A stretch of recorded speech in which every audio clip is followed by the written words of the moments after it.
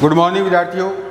BSc BEd third year में photo respiration पढ़ने वाले हैं हम आज। पिछली क्लास में हम पिछले जो क्लास हुई हैं 2-3, उसके अंदर हमने C3 साइकिल, C4 साइकिल ये सब पढ़ लिया था। केम साइकिल के बारे में मैं पिछली क्लास में आपको बता चुका हूँ। आज हम जानेंगे फोटो रेस्पिरेशन के बारे में, जिसे हम प्रकाशीय श्वसन भी कहते हैं। क्या कहते हैं हम इसे? प्रकाशीय श्वसन। ठीक है, ये क्या है इसके बारे में हम पढ़ने वाले हैं। देखिए, सबसे पहली बात तो ये कि ये कहाँ होती है? C3 पादपों में होती है। ठीक है, C3 पादपों में प्रकाशीय श्वसन होता है। केवल C3 पादपों में होता है। ठीक है, केवल कहाँ होगा? ये C3 पादपों में होगा। पहली बात तो इम्पोर्टेंट इसकी ये है। दूसरी बात ये है कि इसके अंदर होता क्या है। इसमें ये होता है कि पौधों के प्रकाश संश्लेषी भागों, पौधों के प्रकाश संश्लेषी भागों, ठीक है, पौधों के प्रकाश संश्लेषी भागों में प्रकाश की उपस्थिति में सामान्य श्वसन के अलावा जो श्वसन होगा, सामान्य श्वसन के अतिरिक्त होने वाला श्वसन, जिसमें ऑक्सीकरण की क्रिया होती है और ऑक्सीजन का कार्बनिक यौगिकों में रूपांतरण होता है। ठीक है, पौधों के प्रकाश संश्लेषी भागों में होती है। पहली बात तो ये, ठीक है, सबसे पहली बात ये केवल C3 पादपों में होगा। दूसरा, पौधों के प्रकाश संश्लेषी भागों में होता है। तीसरी बात ये है, सामान्य श्वसन के अतिरिक्त होने वाला श्वसन। ठीक है, सामान्य श्वसन क्रिया तो होती है, उसके अतिरिक्त होने वाली ये क्रिया है। और इसमें क्रिया होती क्या है? इसमें ऑक्सीडेशन की क्रिया होती है। ऑक्सीडेशन द्वारा ऑक्सीजन का कार्बनिक यौगिकों में रूपांतरण होता है। ठीक है, क्या होता है? कार्बनिक यौगिकों में रूपांतरण होता है। तो मेन बातें इसकी आपके सामने हैं। केवल C3 पादपों में होता है, पौधों के प्रकाश संश्लेषी भागों में होगा, सामान्य श्वसन के अतिरिक्त होने वाला श्वसन है। और इसमें होता क्या है? ऑक्सीडेशन क्रिया द्वारा ऑक्सीजन का कार्बनिक यौगिकों में रूपांतरण होता है। ठीक है, ये आपको पता होना चाहिए। तीसरी, और इसमें देखिए और अगली इंपॉर्टेंट बात ये है कि इस दौरान जो ये क्रिया होती है, ऊर्जा का निर्माण होगा कि नहीं होगा? ऊर्जा का उत्पादन होगा कि नहीं होगा? उत्पादन नहीं होता है। ठीक है, ऊर्जा का उत्पादन नहीं होता है, परंतु CO2 की विमुक्ति होती है। ठीक है, यानी कार्बन डाइऑक्साइड क्या होगी? विमुक्त होती है। क्लियर? ऊर्जा नहीं बनेगी, लेकिन CO2 की विमुक्ति होती है, विमुक्त होता है। ठीक है, CO2 विमुक्त होता है। अगली इंपॉर्टेंट बात ये है, पांचवी जो है इसके अंदर। ठीक है, और इससे आगे की जो बात है वो ये है कि इसमें इसे क्या कहते हैं? हम इसे नष्टकारी क्रिया भी कहते हैं। इसे क्या कहेंगे हम? इसे नष्टकारी क्रिया भी कहते हैं। इसे नष्टकारी क्रिया भी कहते हैं। क्यों कहते हैं? क्यों कहते हैं इसे नष्टकारी क्रिया? इसे नष्टकारी अभिक्रिया या क्रिया इसलिए कहते हैं क्योंकि इसमें भोज्य पदार्थों का श्वसन क्रिया की तरह ही अपघटन होगा। ठीक है, भोज्य पदार्थों का क्या होता है? श्वसन क्रिया की तरह ही अपघटन होता है, लेकिन ऊर्जा का साथ ही निर्माण भी नहीं होता है। अगर ऊर्जा का निर्माण होता तो कुछ उत्पाद तो बाहर आता, लेकिन इसमें ऊर्जा भी नहीं बनती है। इसमें श्वसन क्रिया की तरह भोज्य पदार्थों का क्या होता है? भोज्य पदार्थों का इसमें क्या होगा? अपघटन होता है। ठीक है, भोज्य पदार्थों का अपघटन होता है, इसलिए इसे क्या कहते हैं? इसे नष्टकारी अभिक्रिया या क्रिया कहते हैं। आगे चलते हैं। कुछ और इम्पोर्टेंट बातें इसकी देख लेते हैं। ये तो आपको समझ में आ गई होगी, बहुत ही आसान कंसेप्ट है। केवल C3 पादपों में पाया जाता है, प्रकाश संश्लेषी भागों में होता है, सामान्य श्वसन के अलावा अतिरिक्त होने वाला श्वसन है, ऑक्सीडेशन द्वारा ऑक्सीजन का कार्बनिक यौगिकों में रूपांतरण होता है, ऊर्जा इसमें बनती नहीं है, लेकिन कार्बन डाइऑक्साइड की विमुक्ति होगी। इसे नष्टकारी अभिक्रिया इसलिए कहते हैं क्योंकि इसमें भोज्य पदार्थों का क्या हो रहा है, अपघटन हो रहा है, सामान्य श्वसन की तरह। ठीक है, आगे चलते हैं। और भी है इसमें कुछ बातें जो आपको पता होनी चाहिए। देखिए, यह क्रिया प्रकाशीय श्वसन, जो प्रकाश व अंधकार, ठीक है, प्रकाश व अंधकार दोनों में समान रूप से होती है। ठीक है, प्रकाश व अंधकार दोनों में ये क्या होती है, समान दर से होती है। दर लिखेंगे यहाँ पर, समान दर से होती है। पहली बात तो ये, यानी कि प्रकाश में भी होती है व अंधकार में भी होती है। ठीक है, परंतु आपको ये भी पता होना चाहिए कि ये प्रकाश द्वारा प्रभावित नहीं होती है। ठीक है, प्रकाश द्वारा ये क्या नहीं होती है, प्रभावित नहीं होती है। अब ये प्रकाश द्वारा प्रभावित नहीं है तो इसे हम क्या कह सकते हैं, इसे हम क्या कह सकते हैं, अंधकार श्वसन भी कह सकते हैं। अंधकार श्वसन भी कह सकते हैं। कौन से को कहेंगे हम, अंधकार में होने वाले को कहेंगे, क्योंकि वो प्रकाश से प्रभावित नहीं होती है। क्लियर? यानी प्रकाश द्वारा अंधकार में जो श्वसन होगा, इससे ये प्रभावित नहीं होगा प्रकाश से, इसलिए इसे अंधकार श्वसन कहते हैं। अगली इंपॉर्टेंट बात ये है कि प्रकाश की उपस्थिति में श्वसन दर अंधकार में होने वाले श्वसन दर से 3-4 गुना ज़्यादा होती है। ठीक है, तो प्रकाश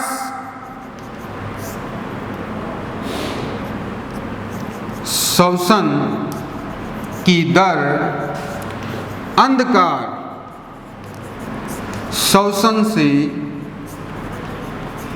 3 से 4 गुना ज़्यादा होती है। ठीक है, 4 गुना ज़्यादा दर होती है या ज़्यादा होती है। क्लियर? इसमें ये अगला जो इम्पोर्टेंट जो आपको पता होना चाहिए कि प्रकाश और अंधकार दोनों में समान दर से होती है, परंतु अंधकार में होने वाला श्वसन प्रकाश से प्रभावित नहीं होता, इसलिए इसे अंधकार श्वसन कह सकते हैं।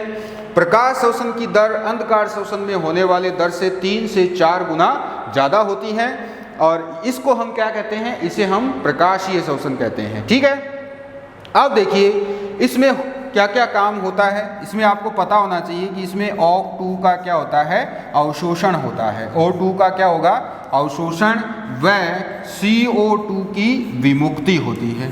क्लियर? जैसा कि मैंने आपको पहले भी बताया है कि इस दौरान कार्बन डाइऑक्साइड की विमुक्ति होती है और ऑक्सीजन का क्या हो रहा है, ऑक्सीडेशन हो रहा है, जिससे कार्बनिक यौगिकों का निर्माण होगा। तो ऑक्सीजन चाहिए कि नहीं चाहिए इसके लिए, तो ऑक्सीजन का क्या हो रहा है, अवशोषण हो रहा है और कार्बन डाइऑक्साइड की विमुक्ति हो रही है, और ATP बनती नहीं है। ठीक है, ATP नहीं बनती है। ठीक है, ATP इस दौरान नहीं बनती है। तो ये कुछ और मुख्य बातें हैं इसकी जो आपको पता होनी चाहिए। ठीक है, ATP नहीं बनती है, ऑक्सीजन का अवशोषण होता है, कार्बन डाइऑक्साइड की विमुक्ति होती है, अंधकार में होने वाला अंधकार श्वसन, प्रकाश में होने वाला प्रकाशीय श्वसन। प्रकाशीय श्वसन की दर अंधकार श्वसन से 3 से 4 गुना ज़्यादा होती है। ठीक है, आगे चलते हैं। प्रकाशीय श्वसन जो शब्द है, फोटो रेस्पिरेशन, इस शब्द का प्रयोग किसने किया था, फोटो रेस्पिरेशन जो शब्द है वो किसने दिया था, ये दिया था क्रोटकोव ने। किसने दिया था, क्रोटकोव ने। क्रोटकोव ने 1963 में ये शब्द दिया था। क्रोटकोव 1963 में इसने ये शब्द दिया था। ठीक है, इसके बाद ओटो वारबर्ग, अगला जो वैज्ञानिक है वो है ओटो वारबर्ग। ठीक है, ओटो वारबर्ग इफेक्ट के नाम से क्वेश्चन आता है एग्जाम में। क्या होता है ओटो वारबर्ग इफेक्ट? इसने 1920 में प्रयोग किया था। ठीक है, उसने 1920 में प्रयोग किया और ये स्पष्ट किया कि वातावरणीय ऑक्सीजन की उपस्थिति प्रकाश संश्लेषण की दर को क्या करती है, कम करती है। यानी कि ये जो प्रभाव है ये क्या कहता है कि जो वातावरणीय O2 की उपस्थिति किसको प्रभावित करती है, प्रकाश संश्लेषण की दर को प्रभावित करती है। ठीक है, प्रकाश संश्लेषण की दर को क्या करती है, ये प्रभावित करती है। क्लियर?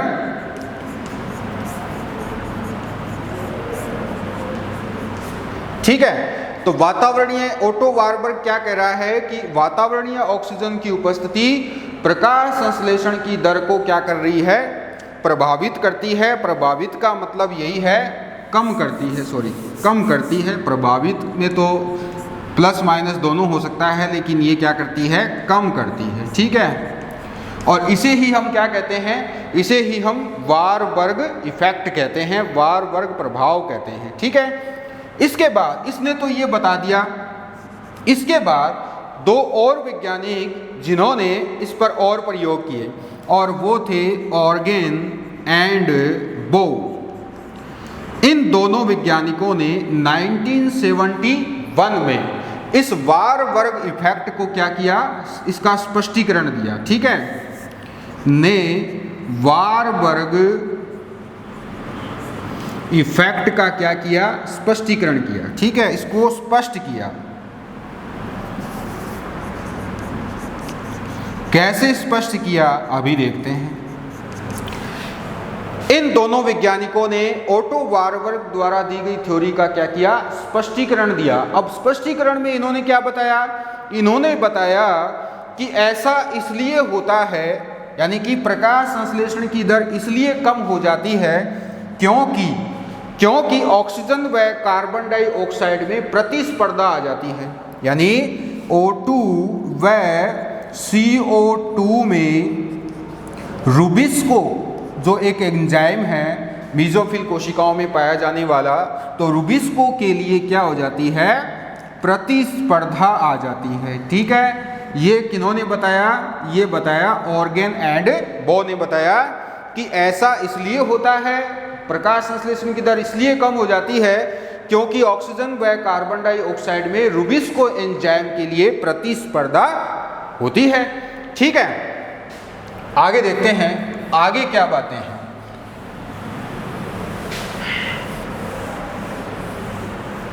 तो ऑर्गेन एंड बो ने ये कहा कि ऑक्सीजन व कार्बन डाइऑक्साइड इन दोनों में क्या हो जाती है, प्रतिस्पर्धा आ जाती है। अब अगर CO2 अधिक है, ठीक है, CO2 अधिक है, आपको याद रखना है, अगर CO2 अधिक है तो रूबिस्को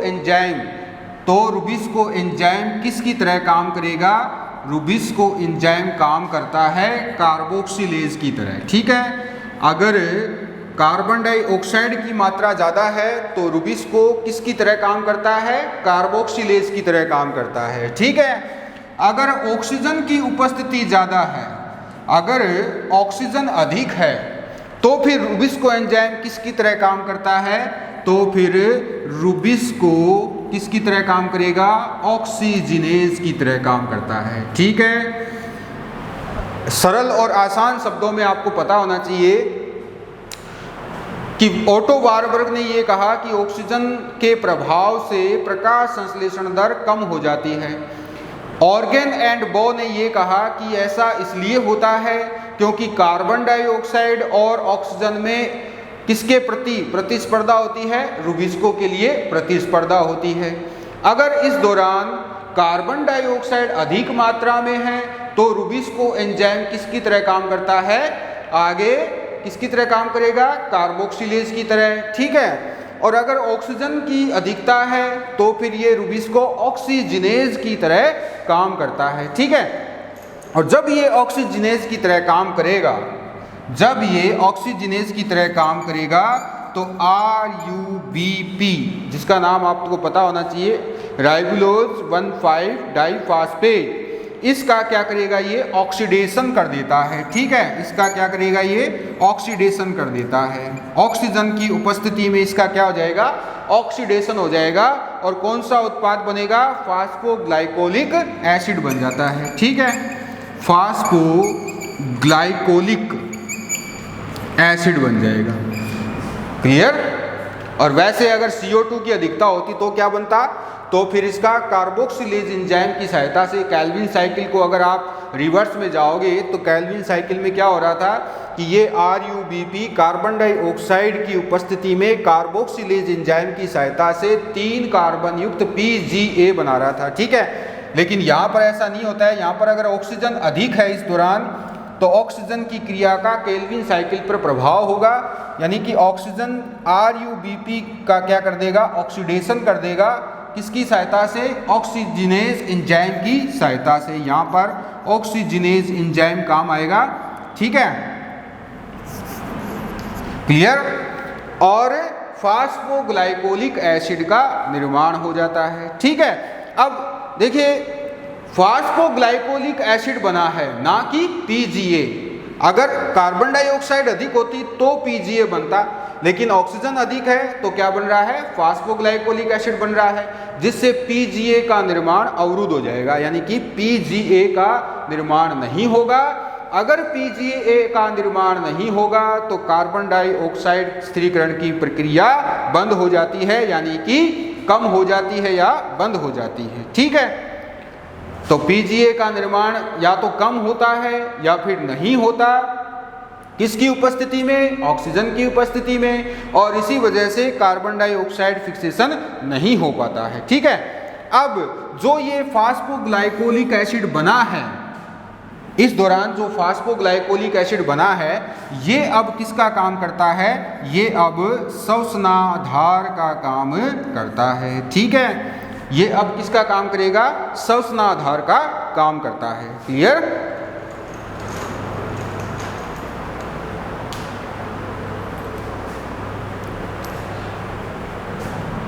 तो ऑक्सीजन की उपस्थिति में फास्फोग्लाइकोलिक एसिड बना है जो कि आगे श्वसनाधार का काम करेगा, और इसीलिए प्रकाशीय श्वसन की इस व्यवस्था या इस चक्र को क्या कहते हैं, हम C2 साइकिल कहते हैं। क्या कहते हैं, C2 साइकिल कहते हैं, या फिर ग्लाइकोलेट साइकिल भी इसको कहा जाता है। C2 साइकिल या फिर ग्लाइकोलेट साइकिल भी इसको कहते हैं।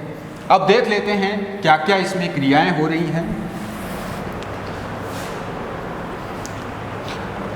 अब आगे देखिए, जो ग्लाइकोलेट C2 साइकिल है, इसका अध्ययन किसने किया था, इसका अध्ययन किया था 2 वैज्ञानिकों, एक का नाम है डेकर और दूसरे का नाम है टियो। डेकर एंड टियो, इन दोनों वैज्ञानिकों ने इसका अच्छी तरह से क्या किया था, अध्ययन किया था 1959 में, 1959 में किया था ग्लाइकोलेट साइकिल। और प्रकाशीय श्वसन की ये संपूर्ण क्रिया 3 कोशिकांगों में होती है। पहला पैरोक्सिसोम, दूसरा क्लोरोप्लास्ट, तीसरा माइटोकॉन्ड्रिया। कहाँ कहाँ होती है, पैरोक्सिसोम, ठीक है, क्लोरोप्लास्ट और माइटोकॉन्ड्रिया, तीनों भागों में होती है ये। ठीक है, ये भी आपको पता होना चाहिए। अब देखिए हैं इसमें ये तीनों कोशिकांग एक इकाई की तरह काम करते हैं। अब देख लेते हैं प्रकाशीय श्वसन यानी कि ग्लाइकोलेट साइकिल क्या है।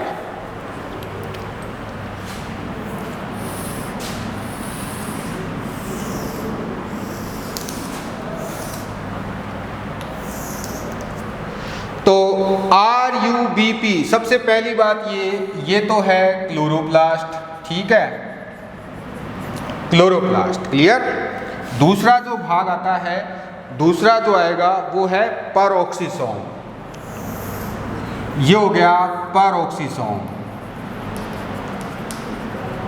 और तीसरा जो है वो है माइटोकॉन्ड्रिया। क्लियर, तीनों भागों में ये होती है। कैसे होती है देख लीजिए। तो क्लोरोप्लास्ट में सबसे पहले क्या होगा, RuBP, ठीक है। ये RuBP जो है ये ऑक्सीडेशन की क्रिया करेगा। कौन सी क्रिया करेगा? ऑक्सीडेशन की क्रिया करता है। ठीक है, ऑक्सीडेशन की क्रिया से ये क्या बना लेता है, इधर लिख लेते हैं इसको, थोड़ा सा जगह अच्छी तरह से काम आ जाएगी। RuBP, clear. अब देखिए क्या होगा, अब यहाँ पर देखें हम इस तरह से ऑक्सीजन जो है वो इसको मिल रही है O2, और यहाँ पर ऑक्सीजिनेज एंजाइम काम आएगा। अब होगा क्या, फास्फोग्लाइकोलेट बन जाएगा। क्या बनेगा? फास्फोग्लाइकोलेट और फास्फोगिल्सरेट बनेगी। ठीक है,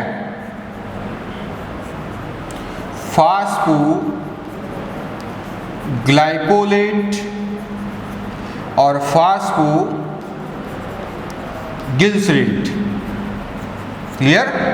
फास्फोग्लाइकोलेट और फास्फोगिल्सरेट बन जाएगी, और ये फास्फोग्लाइकोलेट जो है वो आगे किस में बदल जाएगा? ग्लाइकोलेट में बदल जाएगा।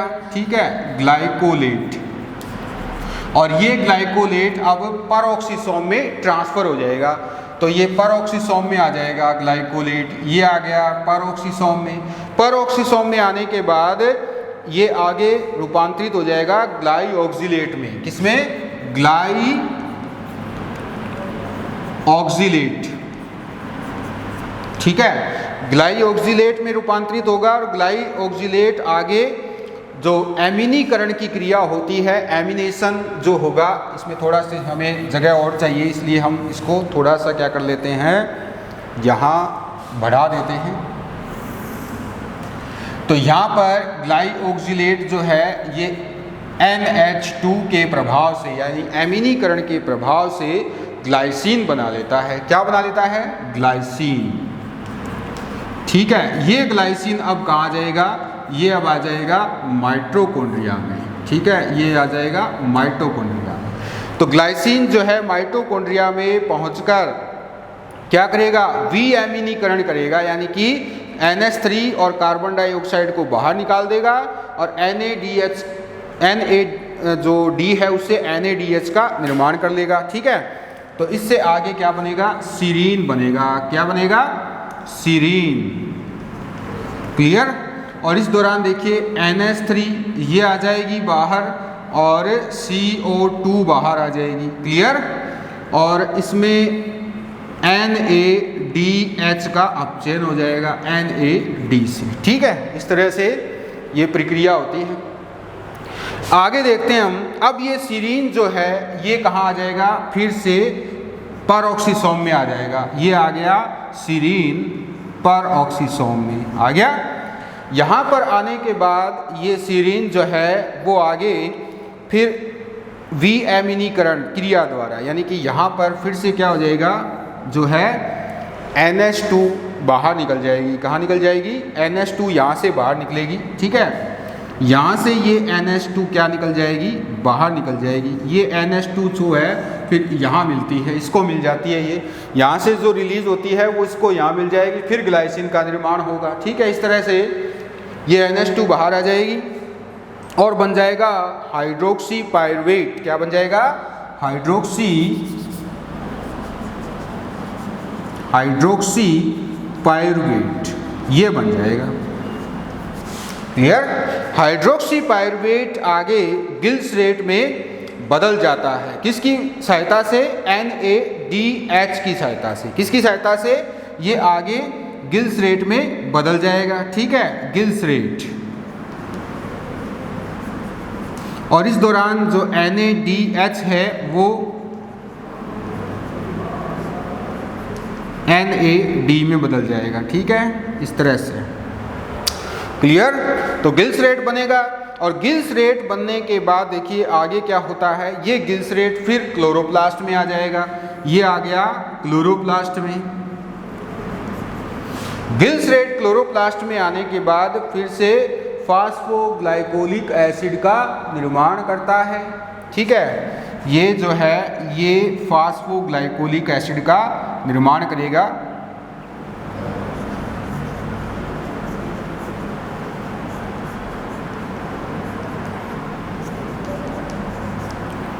और इससे फिर आगे RuBP का पुनर्संश्लेषण हो जाता है। तो इस प्रकार से हम देखें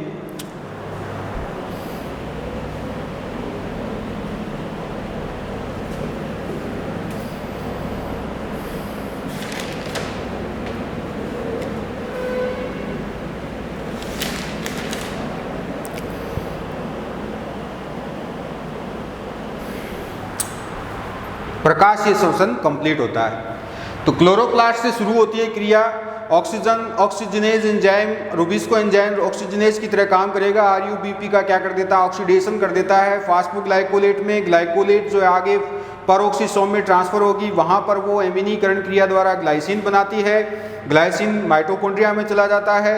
फिर आगे वी एमिनेशन होता है जिसमें NH3 बाहर निकल जाएगी, कार्बन डाइऑक्साइड बाहर निकल जाएगा, ठीक है। और सीरीन का निर्माण होता है। सीरीन आगे कहाँ चली जाएगी, परऑक्सीसोम में फिर आ जाएगी। परऑक्सीसोम में आने के बाद NH2 यहाँ से ये रिलीज कर देती है, जो कि इधर किसको मिल रहा है, ग्लाइओक्सिलेट को मिल रहा है, ठीक है। तो फिर आगे ग्लाइसिन बनेगा। तो इधर देखिए ये बदल जाएगा सीरीन हाइड्रोक्सी पायरुवेट में। हाइड्रोक्सी पायरुवेट आगे गिल्सरेट बनाता है। गिल्सरेट क्लोरोप्लास्ट में ट्रांसफर हो जाएगा, फिर फास्फोग्लाइकोलिक एसिड की कुछ मात्रा बनाता है, ठीक है, कुछ मात्रा है ये, ठीक है। बाकी तो यही बनता है और बाकी जो है RuBP में रूपांतरित हो जाता है। तो इस तरह से तीनों जो कोशिकांग है एक इकाई की तरह काम करते हुए इस क्रिया को अंजाम देते हैं।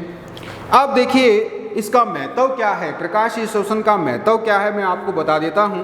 प्रकाशीय शोषण के आधार पर या प्रकाशीय शोषण की उपस्थिति के आधार पर पौधों को दो भागों में बांटा जा सकता है, ठीक है। कौन कौन से दो भाग हैं, पहला है प्रकाश शोषण करने वाले पादप यानी प्रकाशीय शोषण युक्त पादप, ये शीतोष्ण क्षेत्रों में पाए जाते हैं, जो टेम्परेट रीजन है वहाँ पर ये पाए जाते हैं। और दूसरे हैं प्रकाशीय शोषण रहित पादप, ये कहाँ पाए जाते हैं, उष्ण कटिबंधीय क्षेत्रों में पाए जाते हैं। जैसा कि मैंने C4 साइकिल जब मैं आपको पढ़ा रहा था तब मैंने बताया था कि इस तरह से प्रकाशीय शोषण रहित जो हैं वो उष्ण कटिबंधीय होते हैं और प्रकाशीय शोषण युक्त पादप कहाँ पाए जाते हैं, टेम्परेट रीजन में पाए जाते हैं। तीसरा, पौधों के विकास में भी प्रकाशीय शोषण का महत्व होता है। प्रकाशीय शोषण ऑक्सीजन द्वारा क्लोरोप्लास्ट के ऑक्सीडेशन से सुरक्षा प्रदान करने में सहायता करता है। प्रकाशीय शोषण अगर नहीं होगा तो ऑक्सीजन के प्रभाव से क्लोरोप्लास्ट नष्ट हो जाएगा, इसलिए ये क्रिया होनी जरूरी है। अगर ऑक्सीजन है उसकी मात्रा ज़्यादा है तो क्लोरोप्लास्ट पर उसका नेगेटिव इफेक्ट होता है और इस नेगेटिव इफेक्ट से बचाने के लिए प्रकाशीय शोषण का होना जरूरी है, क्योंकि प्रकाशीय शोषण के अभाव में ऑक्सीजन की सांद्रता क्लोरोप्लास्ट को हानि पहुंचाती है, इसलिए प्रकाशीय शोषण जरूरी होता है। तो आज की क्लास में बस इतना ही। कल की क्लास में हम दोनों के अंतर देखेंगे और प्रकाश संश्लेषण को प्रभावित करने वाले कारकों के बारे में जानेंगे। तो फोटो रेस्पिरेशन और डार्क रेस्पिरेशन में अंतर कल की क्लास में पढ़ेंगे। तो आज के लिए बस इतना ही। Thank you.